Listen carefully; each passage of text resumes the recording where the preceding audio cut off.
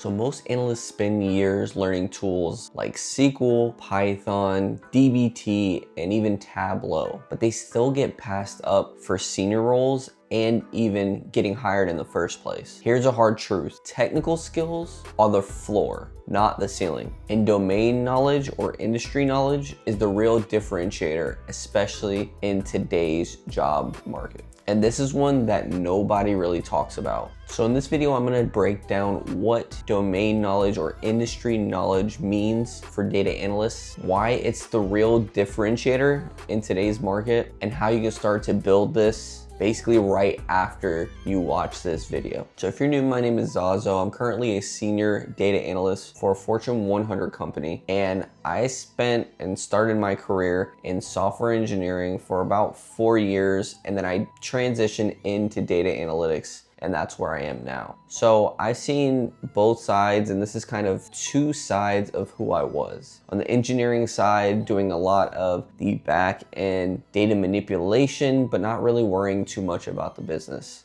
And now on my data analytics side, really having to care about the business and knowing the industry and domain that I work in. So here's a little story to kind of demonstrate the two sides. When I was earlier on in my data analytics career, I created a dashboard with a bunch of different metrics. However, the metrics that I was covering, no one was actually interested in. And you know why? It's because I didn't know the business. I didn't know the industry that I was working in. I didn't know how marketing affects the business. I didn't know how revenue is generated and all of these different types of things. And this is really the key to becoming a top 1% data analyst. So the first thing we're going to talk about is what is domain knowledge? Domain knowledge is understanding the industry, the business model, and knowing the key levers well enough to be able to ask the right questions unprompted. So now I'm gonna give you an example in the lens that I currently work in, which is marketing analytics. So the first layer is marketing industry knowledge. And you can take this and transfer this to anything like healthcare or product analytics or SaaS analytics or anything like that. So for marketing analytics, knowing the channel or the economics of the channels that exist out there or that exist in the specific company that you work in, not just the channels themselves. For example, customer acquisition costs. This is a metric that varies for every single type of company. In some companies, customer acquisition costs can be way higher just because it's harder to actually gain a customer. So for example, if you were to think of something like a B2B service-based business, it's probably gonna be a little bit more to acquire customers, whereas something direct to consumer, where it's probably more of a lower ticket item, you might have a lower cost, especially with social media and being able to put things online and kind of getting content to bring in those leads for you.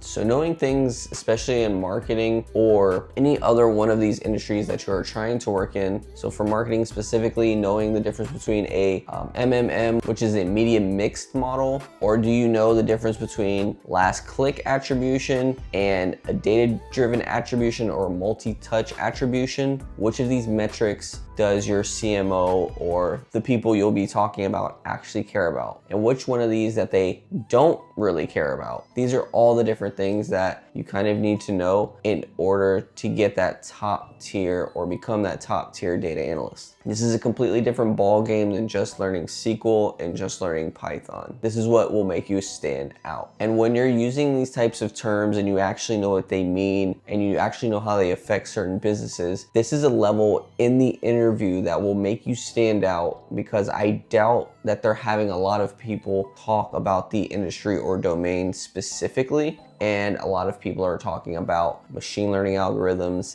AI, Python, and all of these types of things, the technical things, rather than understanding the business. So this will give you an edge in most of your interviews if you're able to speak the language fluently. So now layer 2, I kind of hinted on this in layer 1, but in layer 2, knowing the business model that you work in, or if you're interviewing, you want to work in. So kind of like I said, for something like a D2C, direct-to-consumer company, your return on ad spend is going to be a lot different than other companies depending on what you sell. You sell a service versus a product. Like I said, B2B rather than DTC, direct to consumer. You're gonna wanna know all these different things, how much it costs to acquire a customer in different channels and what that looks like, generally speaking, for your specific business. For example, on Meta, it might be something different than Snapchat or YouTube or those types of things. What is a healthy customer acquisition cost for your specific business model? This type of business literacy is going to get you way further than just speaking about SQL, Python, because I can almost guarantee you that everybody that's getting interviewed is going to hit on those things, and it's going to be like a broken record after a certain point. What really stands out is that you know the business that you're applying for.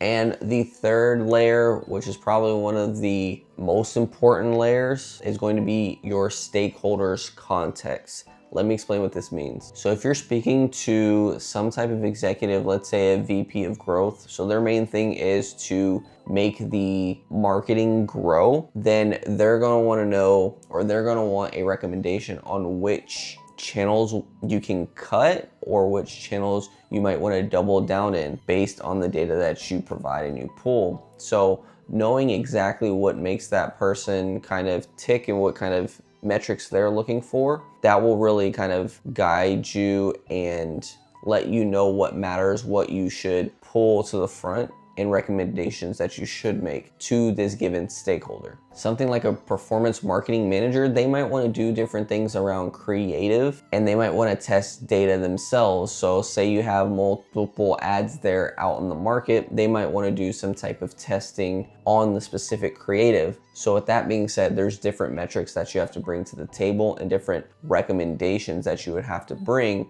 as opposed to the VP of growth. Then let's take it a step further. For something like the CMO that is very high level, they want to know a broad overview of how the marketing is doing in general across the company. And that's how you will need to present it. You will need to present it on a high level. You will not want to get into the weeds, get into spreadsheets and all those types of things. So knowing which stakeholder you're talking to, what they care about, and how to present it to them are all great skills and necessary to becoming a top 1% data analyst. So the key here is you want to know who you're speaking to or going to present this to. You're going to know what decision matters before you even start building anything. So now I'm gonna give you an example of the regular generic data analyst versus the top 1% analyst, and kind of the difference on how they see things or how they may present things. These analysts have the same technical skills and they're answering the same requests. The general data analyst, which is a lot of these people that I see, is kind of just gonna do the same thing and, slice up the data by channel. So the question that is being answered by both the data analyst, the general data analyst, I'll call them, and the top 1% is, why did conversions drop last month? So with this generic analyst, you're gonna get the normal stuff. You're gonna get it broken down by channel, device, cohort. You're gonna get a dashboard. It's gonna be clean dashboard, and you're just gonna send it off. That is the generic data analyst. Now, the top 1% analyst may have a lot of those metrics that the generic analyst has, but it's all in how they tell a story and give the recommendations and how they present the information on as to why this may be happening and what to do going forward. So by digging into this data, they will know why the targeting shifts, the sales cadence that has changed. So they're gonna know, if we're getting consistent, sales every time, why did it shift to the end of the month or earlier in the month? They're gonna look into these types of things rather than just slicing up the data. They're gonna kind of audit and see if there's any type of technology bug that may have caused some of this to happen or some type of drop off. And then ultimately they're gonna explain that, isolate the root cause of why this happened, and then make a recommendation on how to fix it or how to move going forward. You see the difference between these two analysts? There's no technical gap. It's honestly just a knowledge gap of knowing the domain, specifically. This top 1 analyst is going to get the follow-up meeting, the presentation, and ultimately the promotion or the job in general. So this next area, I'm gonna tell you how to start building this domain knowledge. And honestly, the first thing you wanna do is read like an operator. Let me explain what I mean by this. You want to read industry newsletters. Like I gave this whole example in marketing, but if you're going to be in healthcare, get on some newsletters that are healthcare related and just kind of read and understand the business at a very high level. You can do something like founder content, so watching videos on a specific type of niche or different things that are going on in that specific industry that you're wanting to work in. Twitter, LinkedIn, reach out to people that have this domain knowledge and just ask them. This is a great way to network, but also pick their brain. I wouldn't phrase it in that way, but you get to kind of extract some of their industry knowledge and just be genuinely interested in what they do or the area that they work in. And this brings me to my next one, which like I said, is kind of networking and speaking to other people on LinkedIn. If you're already within a company and you're just struggling to get promoted, speak to other types of people around the business. Speak to media buyers, speak to other stakeholders, speak to channel leads, people that own different channels in the company. Ask, a strategy team, what type of strategies are they having for the marketing?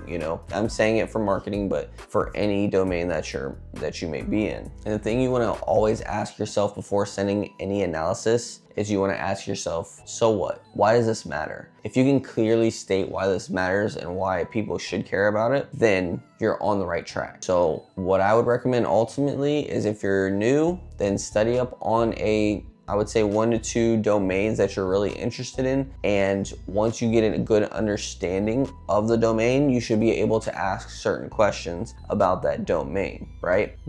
So for example, if I'm going back into marketing, what is good marketing versus bad marketing in a given industry? And maybe do some type of project around that. These are just ideas to kind of get you thinking in that same mindset and really getting ingrained in that industry that you want to work in. So technical skills make you qualified, but domain knowledge makes you irreplaceable. The analyst who speaks the language of marketing or healthcare or whatever it may be is the one that gets promoted 9 times out of 10. So if you're somebody that's been grinding courses, learning the next tutorial or those types of things and nothing's sticking, this might be the missing piece for you. So let me know in the comments which domain you are trying to get into. I'll see you on the next one. Love, peace, and chicken grease.